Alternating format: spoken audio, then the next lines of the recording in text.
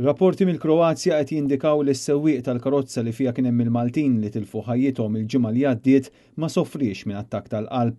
Skont il-port il-Kroat Burin, l-investigaturi issa għandhom f'idejhom ir-riżultati tal-awtopsja li saret mill-esperti u mill-awtopsja ma ħareġ imkien li Kevin Bonnici li kien qiegħed isuq il-vettura ta' attakk tal-qalb. Bir-riżultati forensiċi juru li l-4 persuni kellhom qalbhom fi stat tajjeb ta' saħħa. Għalhekk skont l-awtopsja l-4 Maltin li tilfu ħajjithom waqt din il-vakanza fil-Kroazja aktar xilli mietu marqa. Huma kienu qed isuqu vettura mikrija u din ma kinitx l-ewwel darba li l-Maltin kienu flimkien għall-vaganza. Il-koppja Jeremy Gambin u Lorraine Gambin ta' 68 u 67 sena u Kevin Bonnici u martu Aleksandra Bonnici li kellhom 67 u 66 sena mietu fl-inċident tal-ħamis li għadda meta waqgħu minn għoli ta' 70 metru minn fuq irdum għall-baħar.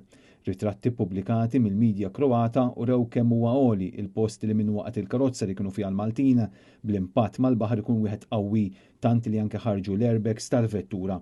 L-inċident seħħ il-ħamis fl-4 toro f'sinar fit-triq ewlenija tul il-kosta tal-Adriatiku. Dan kien it-tieni każ f'temp ta' ftit ġimgħat fejn Maltin tilfu ħajthom f'inċidenti waqt li kienu qed isuqu barra l-pajjiż. Intant raba tal-koppja Gambin ħabbru li l-funeral tagħhom se jsir nhar is-Sibt illi ġej. Iċ-ċerimonja funebri se tibda fid-9 ta' filgħodu u se ssir fil-Knisja tal-Balluta.